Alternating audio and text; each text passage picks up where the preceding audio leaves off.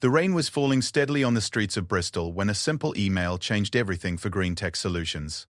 Sarah Matthews, the company's founder, was sitting in her cramped office above a coffee shop, surrounded by prototypes of solar panels that could bend like paper and wind turbines small enough to fit on a windowsill. She had been running her small eco-technology company for 3 years, barely making ends meet, when her assistant burst through the door with news that would transform not just her business, but her entire understanding of how one royal visit could spark a revolution. "Sarah, you need to sit down," Emma said, clutching her phone with trembling hands. "Kensington Palace just called. Prince William wants to visit our company next month." What happened next would prove that sometimes the most unlikely partnerships can create the most extraordinary changes. This is the true story of how a struggling ecotech startup in Bristol became the center of a royal mission to save the planet, and how one prince's genuine passion for environmental innovation would inspire an entire generation to believe that the future of green technology wasn't just possible. It was already happening in the most unexpected places. The story begins 3 weeks before the visit that would change everything, in a small workshop where big dreams were about to meet royal ambition. Sarah Matthews had always believed that change started small. In her converted warehouse space in Bristol's creative quarter, she had built something that most people said was impossible, a profitable eco-technology company that actually worked. But on this particular Tuesday morning in March, as she watched the rain streak down the tall windows of her workshop, she had no idea that her small company was about to become part of something much bigger. Green Tech Solutions occupied the top floor of a converted Victorian mill, the kind of building that had once powered Britain's industrial revolution and now housed the companies trying to save the planet from its consequences. Sarah had chosen the location carefully. The rent was affordable, the space was large enough for her team of 12 engineers and designers, and the building itself had been retrofitted with many of the technologies her company specialized in creating. The walls were lined with prototypes that looked like they belonged in a science fiction movie. Flexible solar panels that could be rolled up like posters hung next to wind turbines that were small enough to hold in your hand but powerful enough to charge a smartphone. In one corner, a team was testing water purification systems that could turn dirty rainwater into drinking water, using nothing but sunlight and specially designed filters. In another, engineers were working on battery systems that could store renewable energy for weeks instead of hours. Sarah had started the company after leaving her job as an environmental consultant for a large corporation. She had grown tired of writing reports that gathered dust on executive desks while the planet continued to warm. She wanted to build things that actually worked, that people could use in their daily lives to make a real difference. Her background in environmental science and her natural talent for understanding how things worked had led her to focus on making existing green technologies smaller, cheaper, and more accessible. The company had grown slowly but steadily. Their first breakthrough had been developing a solar panel system that could be installed by homeowners without professional help. Unlike traditional panels that required structural modifications to roofs and complex electrical work, Sarah's team had created panels that could be mounted with simple brackets and plugged directly into household electrical systems. The innovation wasn't just in the technology, it was in making the technology accessible to ordinary people. Their second major success had been a small wind turbine designed for urban environments. Most wind turbines required large open spaces and constant wind, making them impractical for cities where most people lived. Sarah's team had developed turbines that could generate power from the irregular wind patterns found between buildings and that were quiet enough to install on apartment balconies or small gardens. The turbines looked more like modern art sculptures than industrial equipment, which helped them gain acceptance in residential areas where traditional turbines would have been rejected by planning committees. The water purification project had started when Sarah visited her sister, who was working as an aid worker in Kenya. She had seen entire communities walking hours each day to collect water that was barely safe to drink, while abundant rainwater fell from the sky and ran off into the ground. The traditional solutions, large-scale water treatment plants, were too expensive and complex for small communities. Sarah had returned to Bristol determined to create something better. The system her team developed looked deceptively simple. It consisted of a series of specially designed filters and solar-powered pumps that could be assembled by anyone with basic mechanical skills. The entire system could fit in the back of a pickup truck, but it could provide clean drinking water for a community of 500 people. The innovation was in the filters themselves, which used a combination of traditional materials and new nanotechnology to remove contaminants without requiring electricity or complex maintenance. But perhaps the most important innovation wasn't in any specific product. It was in how Sarah's team approached problems. Instead of starting with the technology and trying to find applications for it, They started with real problems that real people faced every day. They would spend weeks in communities talking to residents, understanding their needs, and observing how they actually lived. Only then would they return to the lab to develop solutions. This approach had led them to some unexpected discoveries. When they were developing the home solar system, they learned that many people were afraid of anything that involved electricity, so they designed the system to be as simple as possible to install and use, no different from plugging in a television or a refrigerator. When they were working on the urban wind turbines, they discovered that noise was a bigger concern than efficiency. People would rather have a slightly less powerful turbine that they couldn't hear than a more efficient one that disturbed their sleep. The water purification project had taught them about the importance of local maintenance and repair. It didn't matter how well engineered their system was if it couldn't be fixed when something went wrong. So they designed every component to be repairable with tools and materials that were available locally. They also created training programs that taught local technicians not just how to maintain the systems, but how to modify them for local conditions. Sarah's team had learned to think beyond the immediate technical challenge. They considered the entire life cycle of their products, how they would be manufactured, shipped, installed, used, maintained, and eventually recycled. This holistic approach took longer and cost more in the short term, but it led to solutions that actually worked in the real world, not just in laboratory conditions. The company had gained attention slowly. They had started by selling to individuals and small communities, but word had spread. Environmental groups had begun featuring their products in case studies. Universities had started using their systems for research projects. Local governments had begun pilot programs. But Sarah had always kept the company deliberately small, focusing on perfecting their existing products rather than expanding rapidly. She had learned from watching other green technology companies that grew too fast and collapsed when their products failed to deliver on their promises. She was determined that every product Green Tech Solutions sold would work exactly as advertised, would last for years with minimal maintenance, and would actually save users money over time. This conservative approach had meant slower growth, but it had also built a reputation for reliability that was rare in the green technology sector. The morning that would change everything started like any other. Sarah arrived at the workshop at 7:30, as she did every day. She made herself a cup of coffee using water that had been purified by one of their own systems and powered by electricity generated by solar panels on the roof. She checked the overnight data from their various pilot projects around the world. The systems in Kenya were running perfectly. The wind turbines in Manchester were generating slightly more power than expected. The solar installations in Cornwall were performing better than the manufacturer's specifications. She was reviewing the latest test results from a new battery system when Emma, her administrative assistant and office manager, arrived with an unusual expression on her face. Emma had been with the company since the beginning, hired when Sarah couldn't afford a proper salary and could only offer equity and the promise of interesting work. She had seen the company through its early struggles, celebrated its small victories, and had become as invested in its mission as Sarah herself. But this morning, Emma looked like she had seen something that didn't quite make sense. She walked directly to Sarah's desk without her usual morning greeting and stood there for a moment without speaking. "What's wrong?" Sarah asked, looking up from her laptop. "I just got off the phone with someone from Kensington Palace," Emma said quietly. Sarah laughed. "Very funny. What did they want to sell us? A royal wind turbine?" But Emma wasn't laughing. "Sarah, I'm serious. Someone from Prince William's private secretary's office called. They want to arrange a visit to our workshop next month." The coffee cup stopped halfway to Sarah's mouth. "That's not possible." Emma sat down in the chair across from Sarah's desk and pulled out her phone. "I recorded the conversation because I thought you wouldn't believe me," the caller said. "Prince William has been following developments in green technology and specifically requested to visit companies that are developing practical solutions for everyday use. Apparently, someone recommended us." Sarah put down her coffee and stared at Emma. In 3 years of running the company, she had imagined many scenarios for how they might gain wider recognition.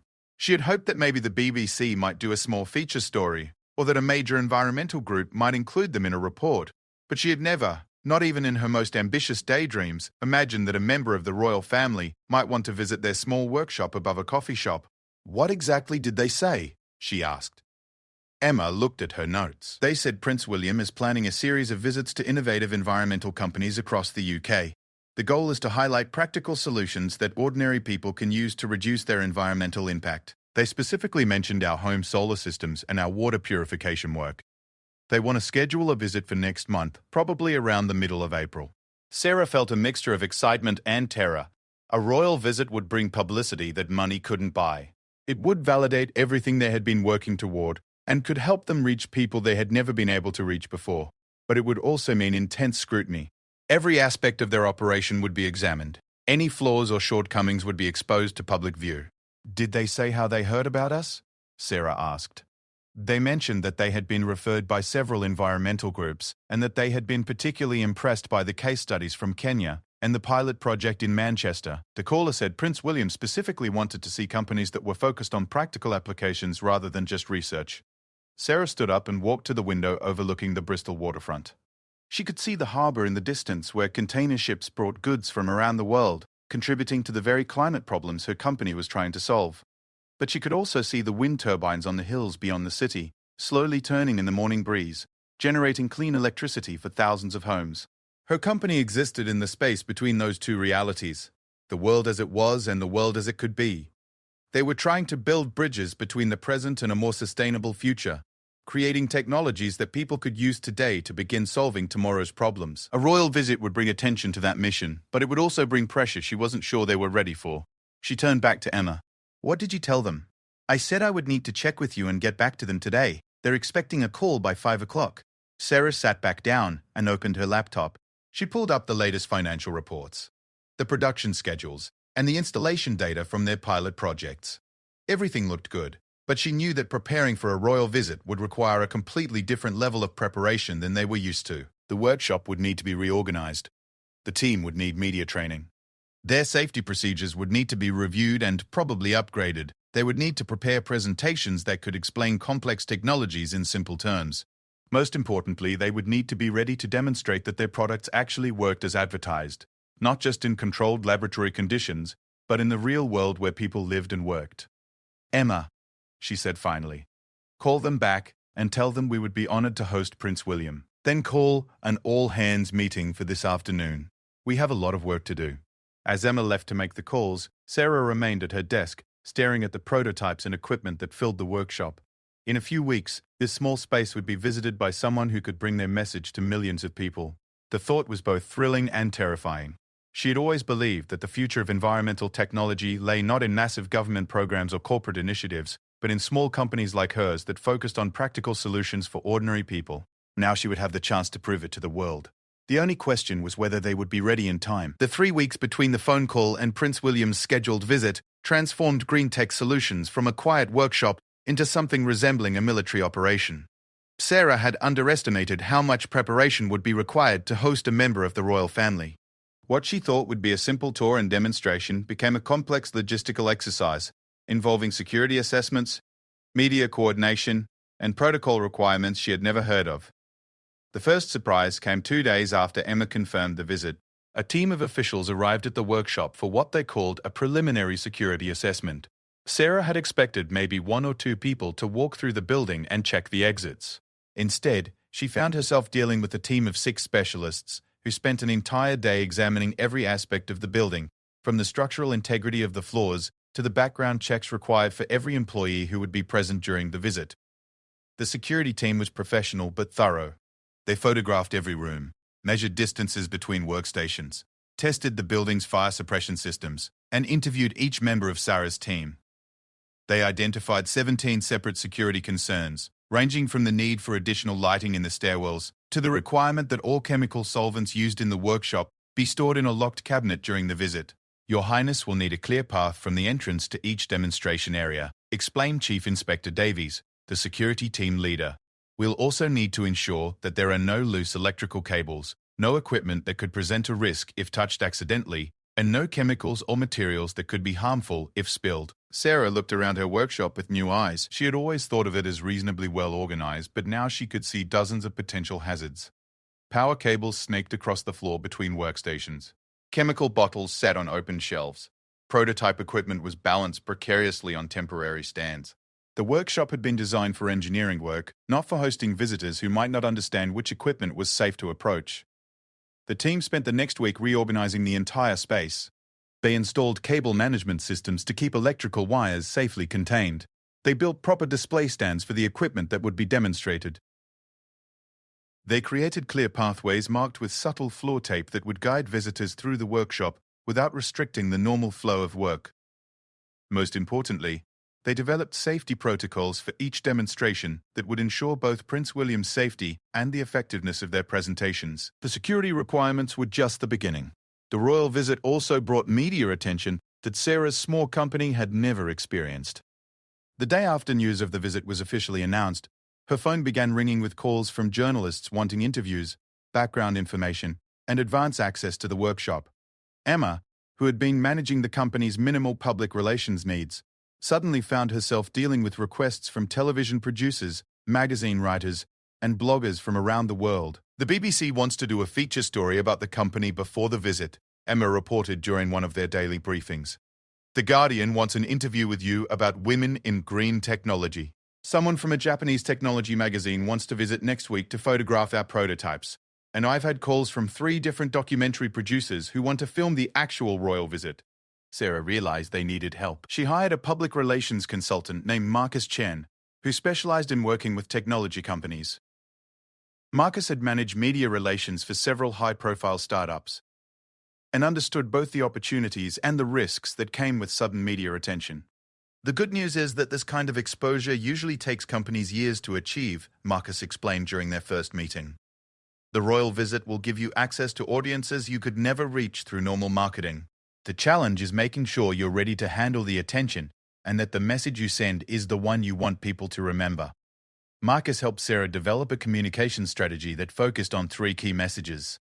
First, that environmental technology didn't have to be complicated or expensive to be effective. Second, that small companies could develop solutions that worked better than those produced by large corporations.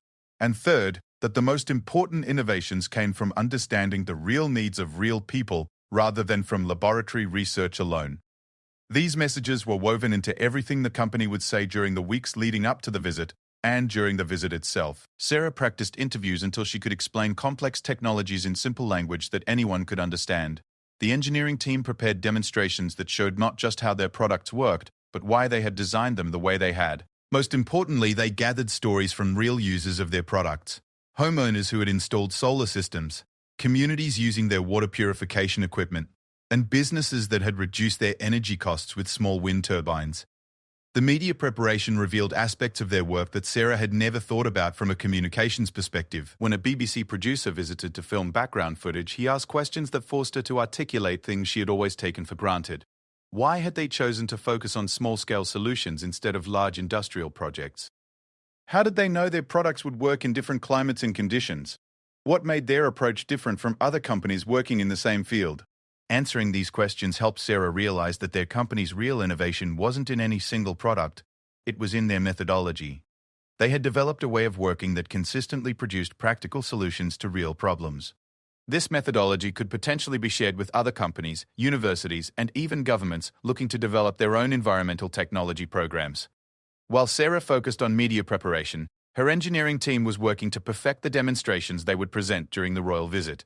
They had decided to showcase 3 technologies that represented different aspects of their work.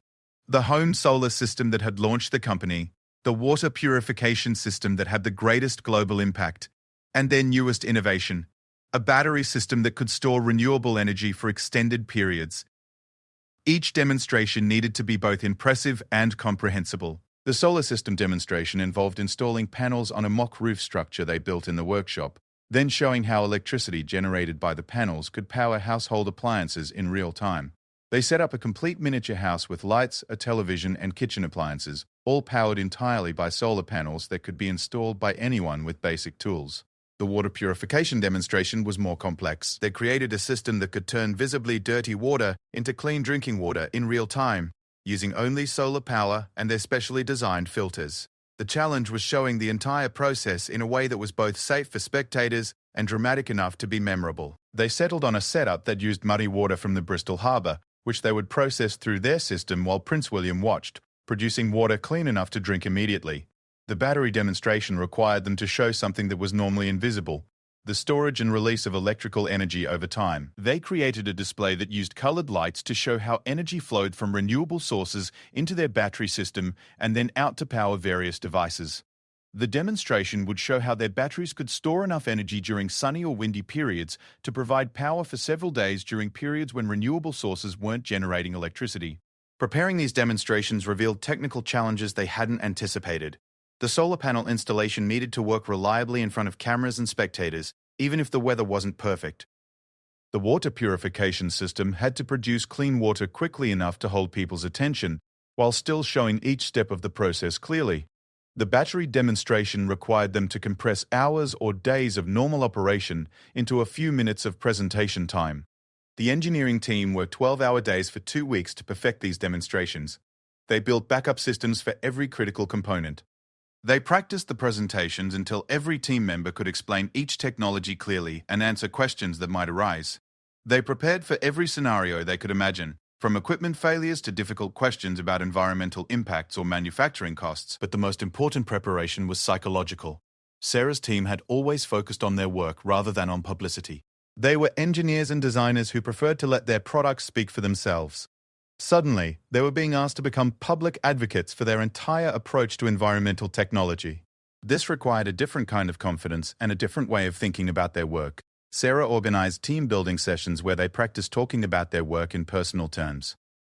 Instead of discussing technical specifications, they learned to tell stories about the people who used their products and the problems those products solved. Instead of focusing on efficiency ratings and performance data, they learned to explain why their approach to environmental technology was different and why that difference mattered. The transformation was remarkable. Dr. Patel, who led the battery development team, had always been more comfortable with equations than with words, but by the time the royal visit approached, she could explain complex electrochemical processes using analogies that anyone could understand. James Wright, the lead engineer for the solar system project, learned to talk about renewable energy not as an abstract environmental benefit, but as a practical way for families to reduce their electricity bills and gain independence from utility companies.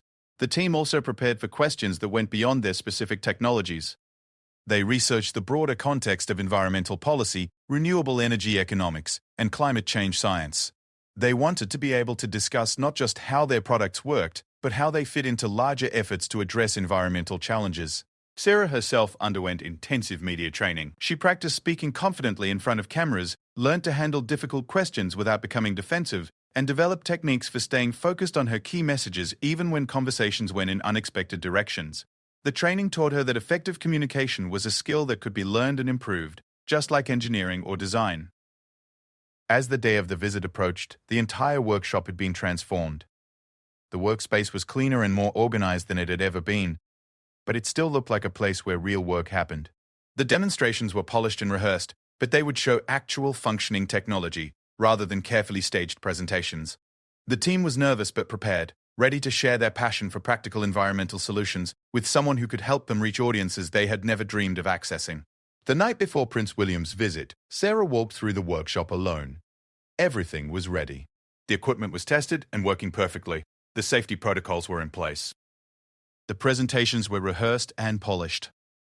But most importantly, the workshop still felt like the place where she and her team had spent 3 years developing technologies they believed could help address some of the world's most important challenges. Tomorrow, they would have the opportunity to share that work with someone whose support could transform their small company into a catalyst for much larger changes.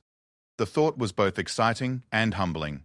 Sarah had started Green Tech Solutions to prove that environmental technology could be practical, affordable, and accessible to ordinary people. Now she would have the chance to make that case to someone who could help her prove it to the world. As she turned off the lights and locked the workshop for the night, Sarah felt a mixture of confidence and anticipation. They had done everything they could to prepare.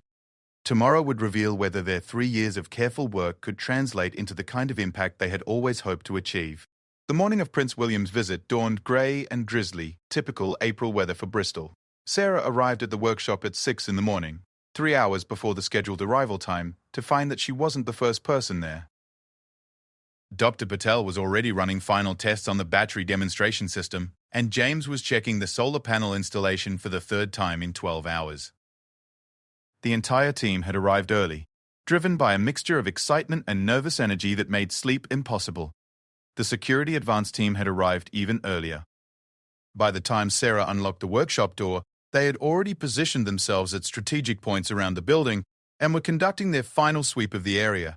The transformation was remarkable. The quiet street that normally saw only occasional foot traffic was now occupied by unmarked vehicles and plainclothes officers who tried to look casual while maintaining constant radio contact with each other.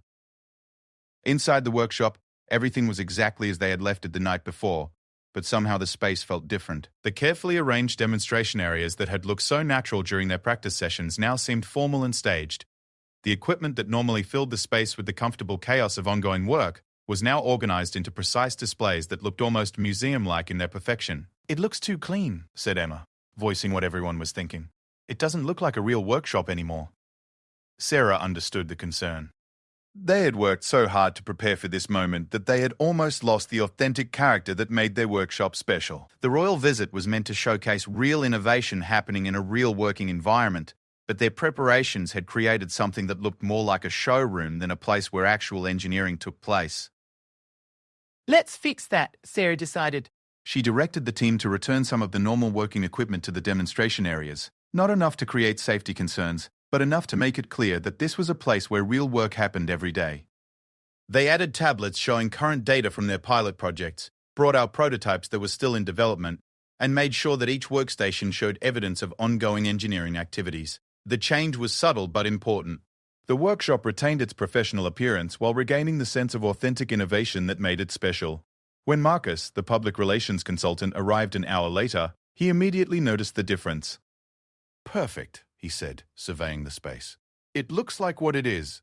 A working laboratory where real innovations are being developed."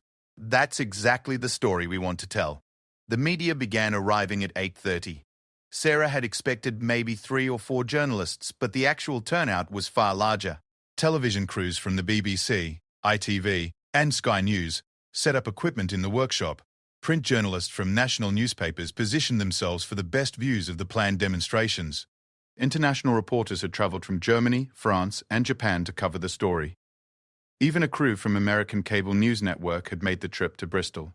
The presence of so many cameras and reporters transformed the atmosphere in the workshop. The team members who had been nervous but focused during their final preparations now had to deal with the additional pressure of knowing that their every word and gesture would be recorded and potentially broadcast around the world. Sarah found herself conscious of every detail, her appearance, her posture, the way she spoke to her team members. But there was also an energy that came from the media attention. The journalists weren't just observers. They were genuinely interested in the work that GreenTech Solutions was doing. They asked thoughtful questions about the technology, the company's history, and the potential applications of their innovations.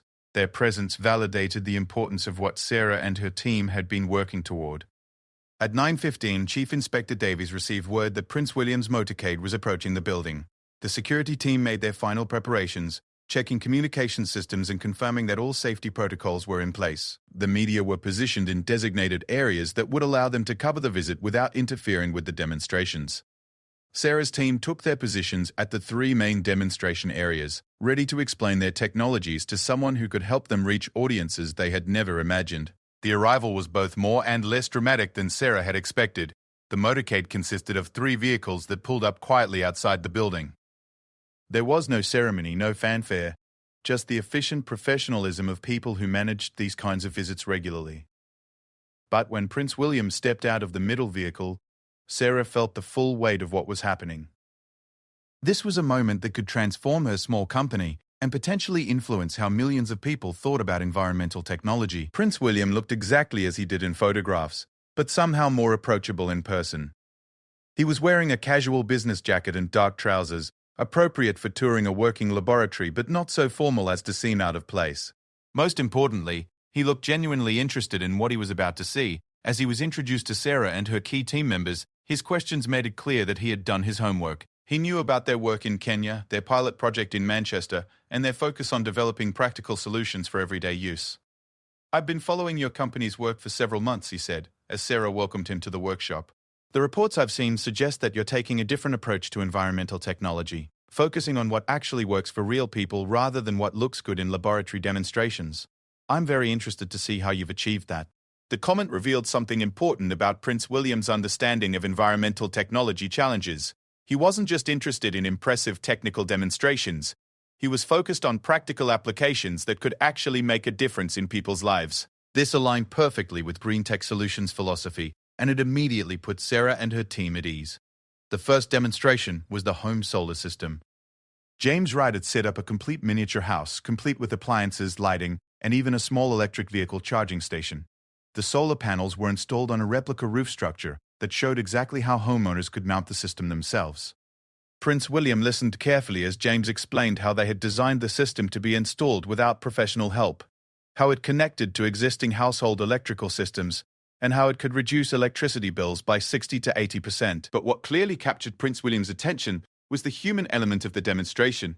James didn't just explain the technical specifications, he told stories about actual families who had installed the systems. He showed photographs of installations in homes across the UK and shared data about how much money families were saving on their electricity bills.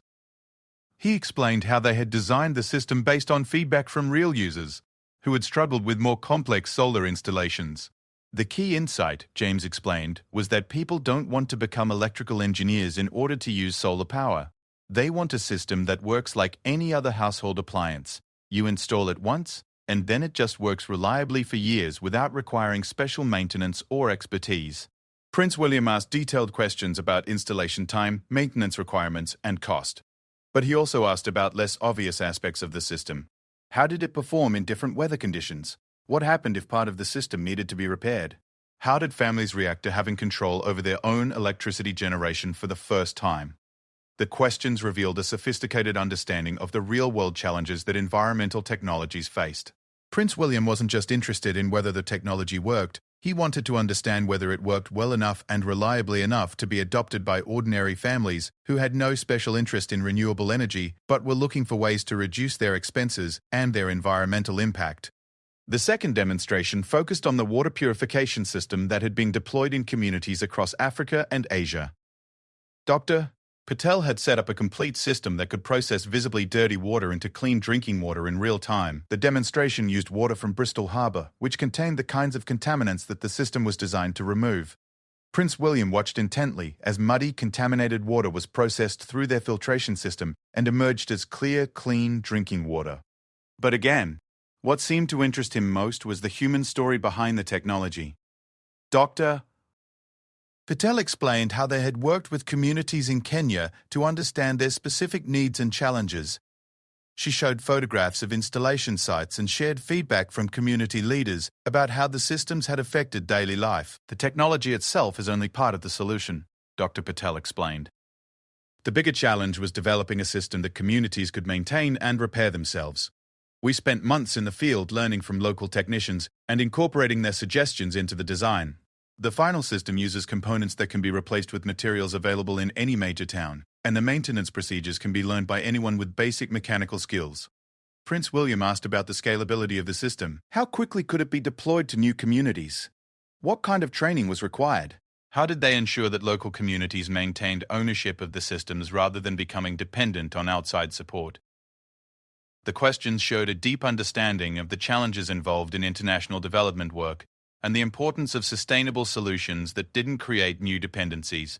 The third demonstration showcased their newest innovation, a battery system that could store renewable energy for extended periods.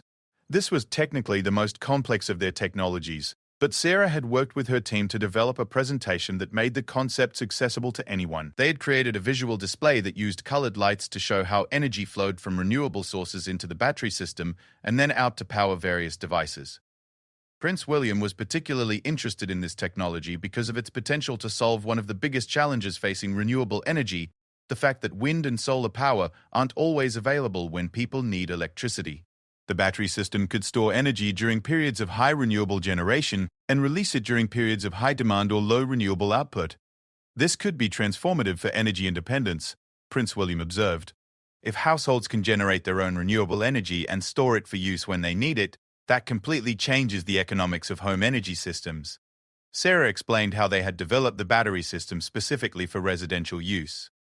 Unlike industrial battery systems that required complex management and regular professional maintenance, their system was designed to work like any other household appliance. It could be installed in a garage or basement, required no special maintenance, and was designed to last for 20 years with minimal intervention. But the most impressive aspect of the demonstration was seeing all three technologies work together. They had created a complete microgrid that used solar panels and small wind turbines to generate electricity, the battery system to store it, and the water purification system to demonstrate how stored renewable energy could power essential services even when the sun wasn't shining and the wind wasn't blowing. Prince William spent nearly 20 minutes at this integrated demonstration, asking detailed questions about how the systems communicated with each other, how they balanced different energy demands, and how homeowners could monitor and control the entire setup. It was clear that he understood the potential implications of integrated renewable energy systems for energy security, environmental protection, and household economics. Throughout the visit, Prince William demonstrated a remarkable ability to connect technical innovations with their broader social and environmental implications. He understood that green tech solutions wasn't just developing clever gadgets. They were creating tools that could help ordinary people participate in addressing climate change while improving their own lives. He recognized that their focus on practical, affordable solutions could accelerate the adoption of renewable energy technologies far more effectively than top-down government mandates or complex industrial projects. The visit lasted nearly 2 hours, far longer than originally scheduled. Prince William's genuine interest in the technology and his thoughtful questions encouraged Sarah's team to share more detail about their work than they had planned. The conversations covered not just the current products, but the company's future plans, their research methodology, and their vision for how environmental technology could be made more accessible to people around the world. As the visit concluded, Prince William made a comment that captured the significance of what he had seen. "What you've accomplished here represents exactly the kind of innovation that gives me hope for addressing environmental challenges," he said. "You've proven that effective environmental technology doesn't have to be complicated or expensive. It just has to be designed with real people and real needs in mind. This is the kind of work that can actually change how people live and how they relate to the environment." The media coverage began immediately. Television crews conducted live broadcasts from outside the workshop, while Prince William was still inside. Radio reporters filed stories for the next news cycles. Online publications posted initial coverage within minutes of the visit's conclusion. By the time Prince William's motorcade departed, the story of his visit to Green Tech Solutions was already reaching audiences around the world. But the real impact of the visit was just beginning. The royal endorsement had given Sarah's small company a platform and a credibility that years of traditional marketing could never have achieved. More importantly, it had validated their approach to environmental technology and positioned them to influence how other companies, researchers, and policymakers thought about developing practical solutions to environmental challenges. As Sarah watched the motorcade disappear down the street, she realized that the 3 years they had spent building green tech solutions had been preparation for this moment. Now the real work would begin, using the attention and opportunities created by the royal visit to expand their impact and help prove that environmental technology could be both practical and transformative. In the hours immediately following Prince William's departure, Sarah and her team experienced something they had never anticipated: the overwhelming power of royal attention in the modern media landscape. Their small workshop, which had operated in relative obscurity for 3 years, suddenly found itself at the center of a global conversation about environmental technology and practical solutions to climate change. The transformation began even before the royal motorcade had cleared the street. Sarah's phone started ringing with calls from journalists who hadn't been present for the visit but wanted follow-up interviews. Emma's email inbox was flooded with messages from potential customers, investors, collaborators, and people simply wanting to learn more about the company's work. The workshop's website, which normally received maybe 50 visitors per day, crashed under the sudden influx of traffic from around the world. Marcus, the public relations consultant, had warned them that royal visits could generate significant media attention, but even he was surprised by the scale of the response. Within 6 hours, stories about the visit had appeared in major newspapers across Europe, Asia, and North America. Television news programs featured excerpts from the demonstrations. Social media platforms buzzed with discussions about the technologies Prince William had seen and their potential applications. But the most significant immediate impact was on the people who had been following environmental technology developments and waiting for practical solutions they could actually use. The royal visit served as a powerful endorsement that gave credibility to technologies that many people had dismissed as experimental or impractical.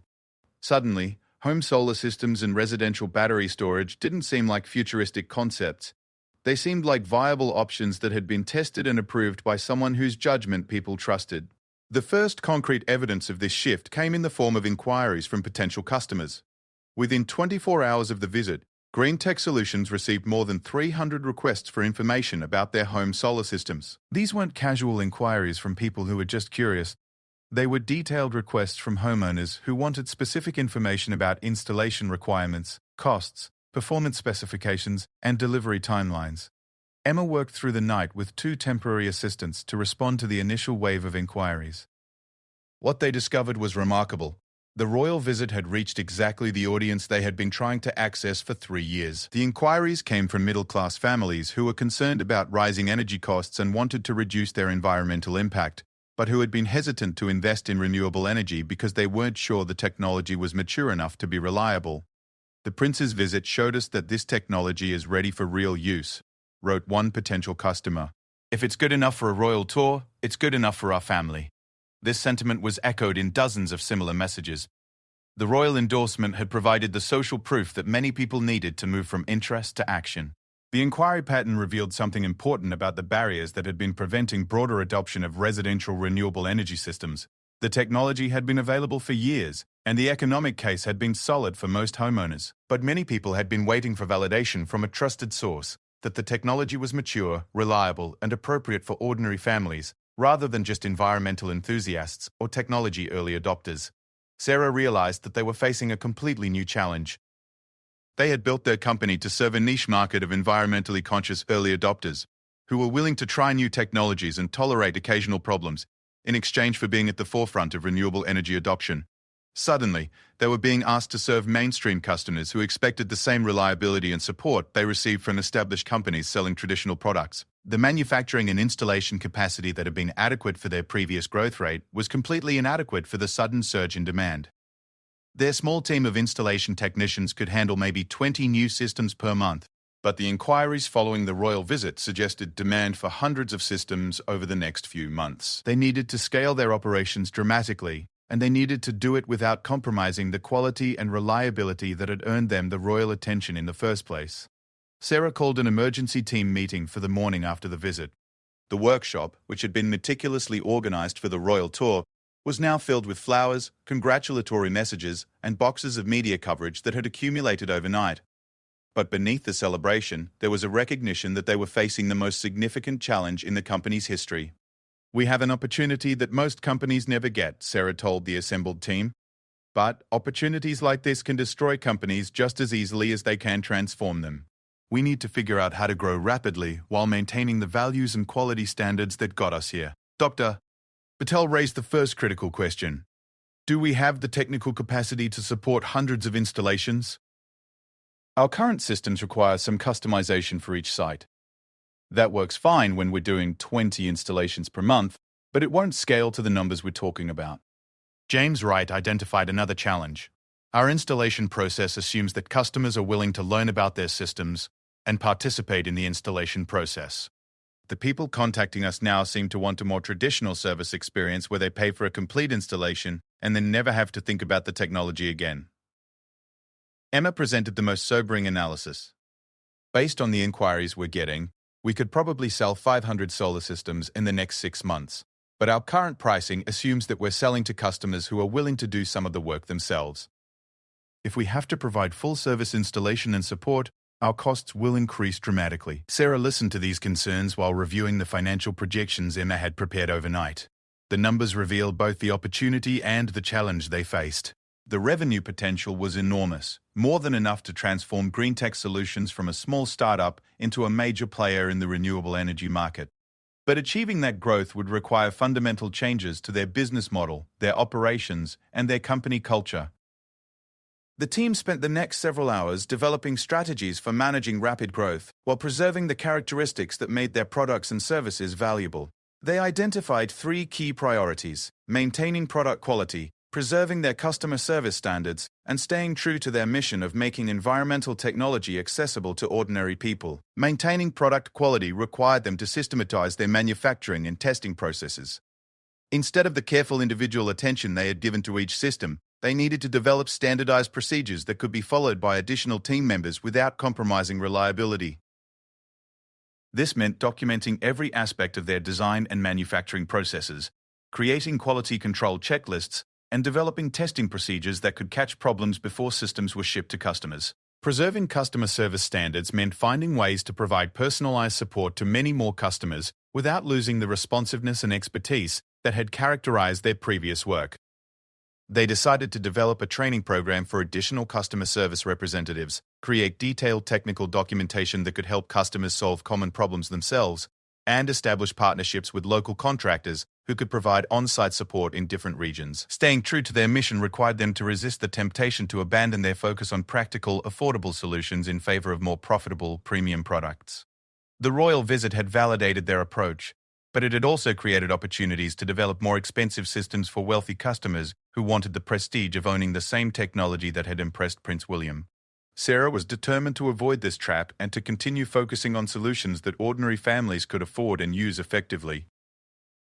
Over the next 2 weeks, the team worked to implement these strategies while continuing to manage the ongoing flood of inquiries and media attention. They hired 6 additional employees, including 2 engineers, 2 customer service representatives, and 2 installation technicians. They established relationships with component suppliers who could provide the increased quantities of materials they needed without compromising quality.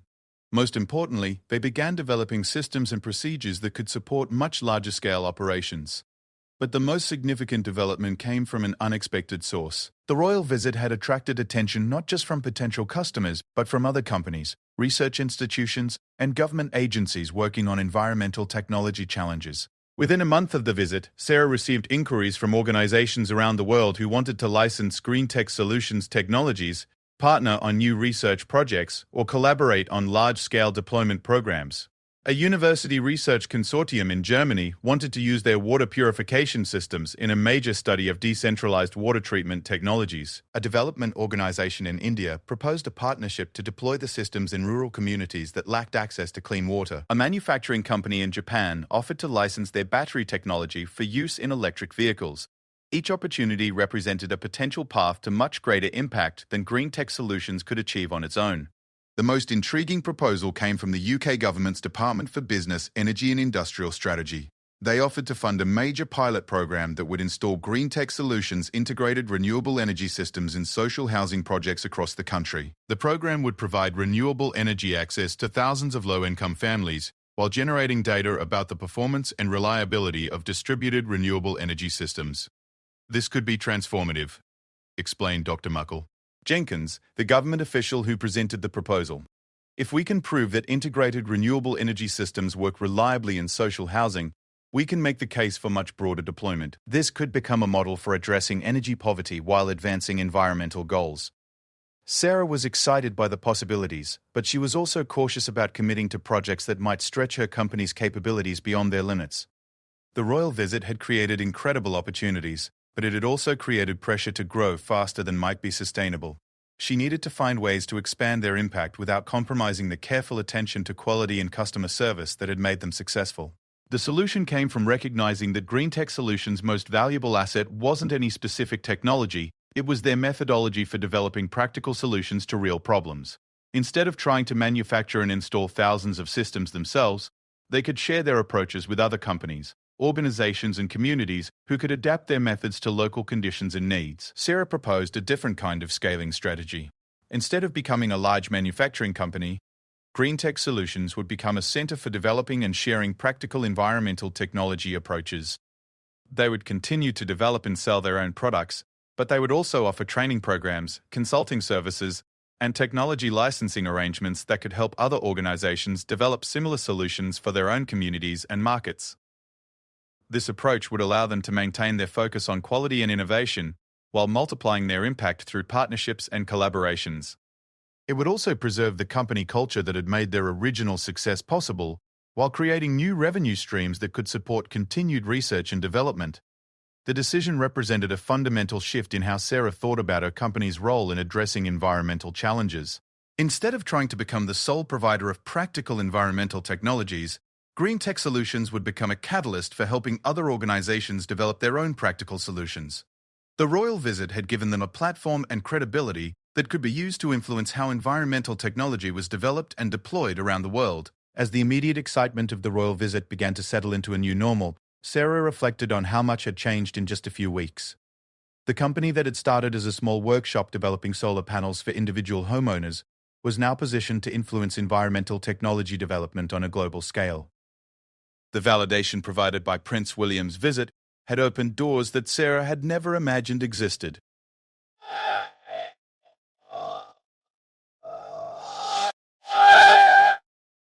But perhaps the most important change was in how she and her team thought about their work. The royal visit had shown them that their approach to environmental technology, focusing on practical solutions for real people, was not just a business strategy, but a model that could be applied much more broadly.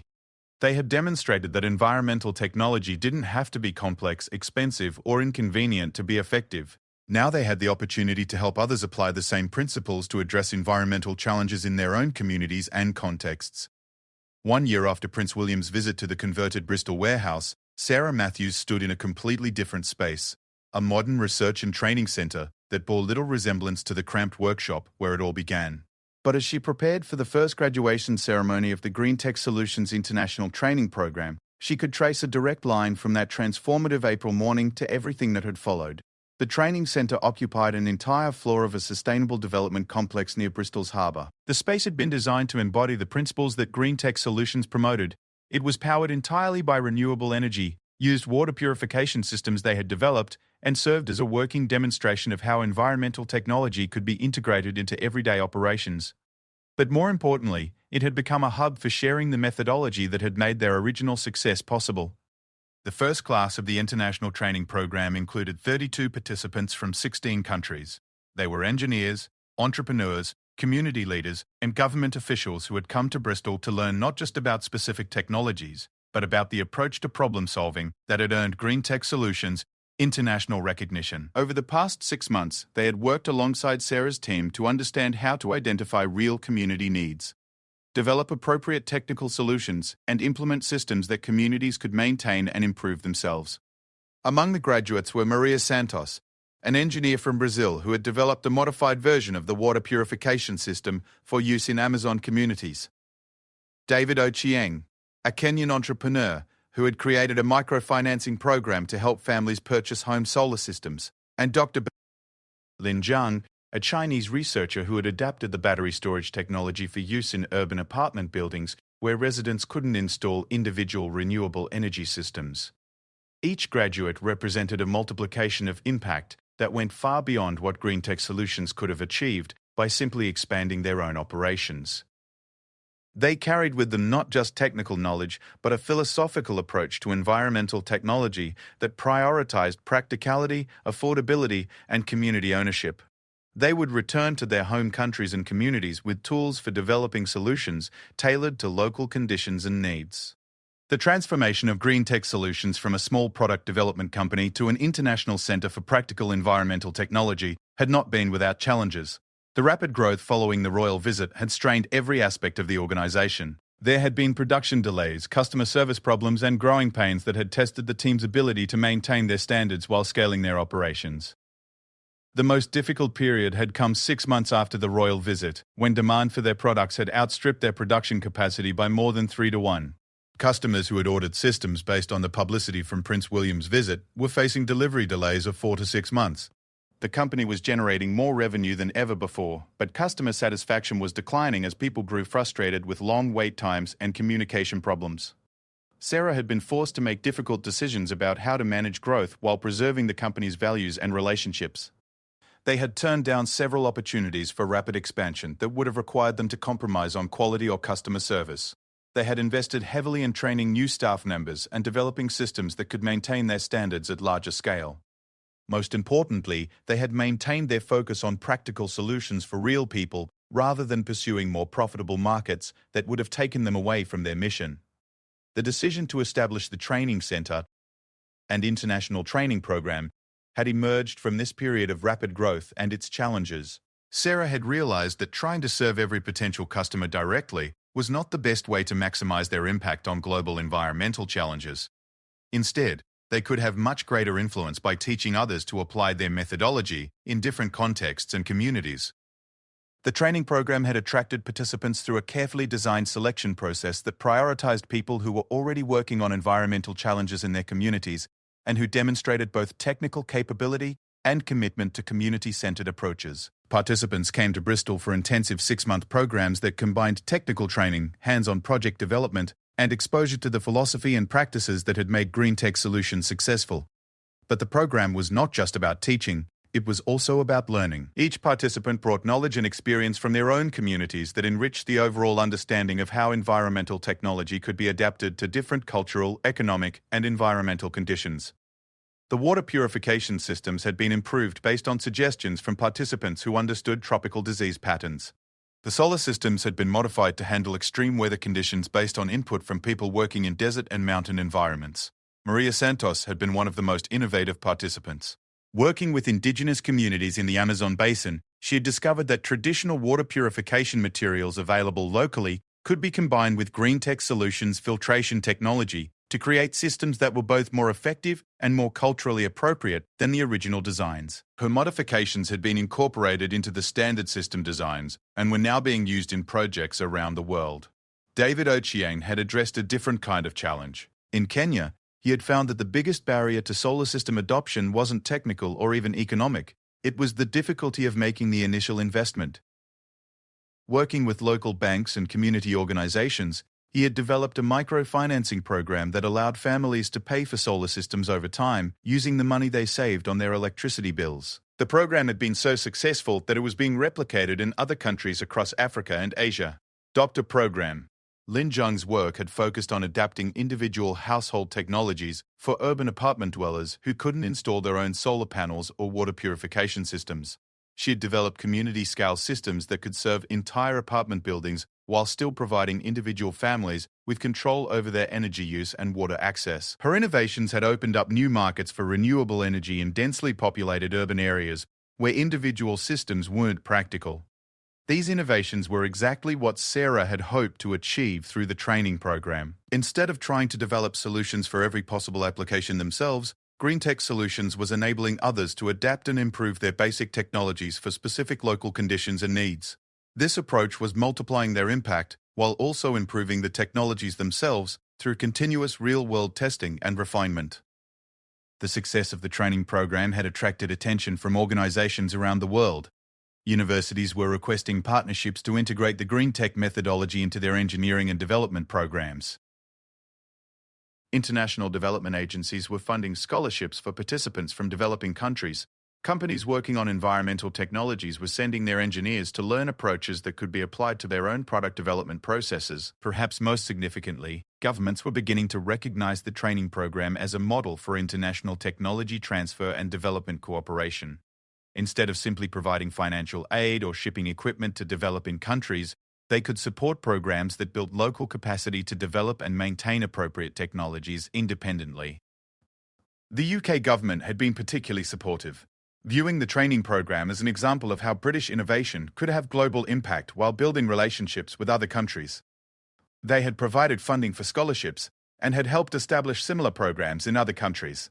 Prince William himself had visited the training centre twice since its establishment, meeting with participants and learning about the innovations they were developing. During his most recent visit, Prince William had observed one of the laboratory sessions where participants were testing modifications to the basic technologies.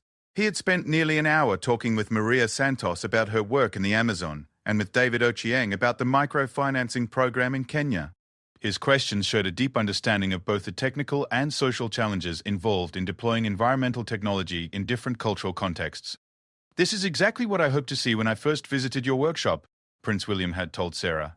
"You've proven that practical environmental solutions can be developed and shared in ways that respect local knowledge and needs. This approach could transform how we think about international cooperation on environmental challenges." The royal support had been invaluable in establishing the credibility and visibility of the training program, but the real validation came from the measurable impact of the graduates' work. Follow-up studies conducted 6 months and 1 year after graduation showed that the participants were implementing projects that collectively served more than 50,000 people in 23 countries. The water purification systems developed by graduates were providing clean drinking water to communities that had previously walked hours each day to collect water from distant sources. The solar and battery systems were reducing electricity costs for families while providing energy independence and security. The community-scale renewable energy projects were demonstrating that entire neighborhoods could transition to sustainable energy sources without sacrificing comfort or convenience. But perhaps the most important impact was less tangible but more far-reaching.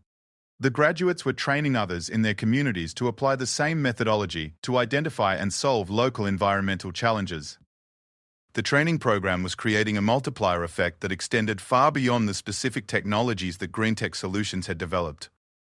As Sarah looked out at the graduating class preparing for their ceremony, she reflected on how much had changed since that nervous morning when she had waited for Prince William to arrive at their small workshop.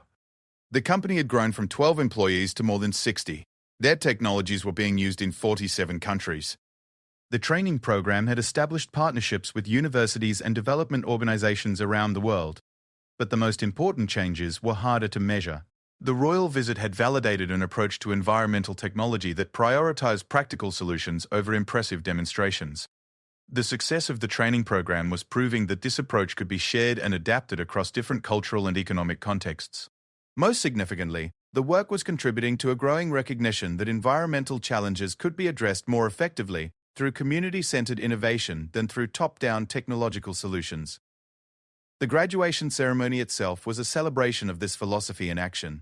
Instead of formal presentations about technical achievements, the graduates shared stories about the communities they had worked with and the people who had contributed to their projects. Instead of focusing on individual accomplishments, they discussed collaborative innovations and shared learning experiences. Maria Santos described how indigenous knowledge holders in the Amazon had taught her about local materials that could improve water filtration systems. David Ochieng explained how community leaders in Kenya had developed the social structures that made the microfinancing program possible. Dr. Lin Zhang discussed how apartment building residents in Chinese cities had contributed ideas that made community renewable energy systems more effective and user-friendly. Each story reinforced the central message that had guided GreenTech Solutions from the beginning. The most effective environmental technologies were developed through collaboration with the people who would ultimately use them. The royal visit had provided a platform to share this message with the world. The training program was proving that the message could be translated into practice across different cultures and contexts. As the ceremony concluded and the graduates prepared to return to their home countries and communities, Sarah felt a deep sense of satisfaction about the direction the company had taken. The royal visit had created opportunities that could have led in many different directions. They could have focused on becoming a large manufacturing company, developing products for wealthy customers, or pursuing research projects that generated academic prestige but had little practical impact. Instead, they had chosen to focus on their original mission, making environmental technology accessible to ordinary people, and to expand that mission by helping others apply the same principles in their own contexts. The approach had been more challenging and less immediately profitable than some alternatives, but it had created sustainable impact that would continue growing long after the immediate excitement of the royal visit had faded. The training program was now accepting applications for its second class, with interest from more than 300 potential participants from 56 countries. Plans were being developed to establish regional training centers in Africa, Asia, and South America that could adapt the program to local conditions while maintaining the core methodology that had proven so effective. Most importantly, the graduates of the first class were already training others in their communities, creating a network of people around the world who shared a common approach to environmental problem-solving, but who were applying it to the specific challenges and opportunities present in their own locations. As Sarah locked up the training center that evening, she thought about the email that had started everything, the call from Kensington Palace that had seemed so impossible to believe. The royal visit had lasted just a few hours, but its impact was still expanding. 1 year later, through the work of people who had never been to Bristol, but who carried the influence of that April morning into communities around the world, the future of environmental technology, Sarah realized, would not be determined by any single innovation or breakthrough. It would be built through thousands of small projects developed by people who understood both the technical possibilities and the human realities of the communities they served. The royal visit had given GreenTech Solutions a platform to promote this vision. The training program was proving that the vision could become reality,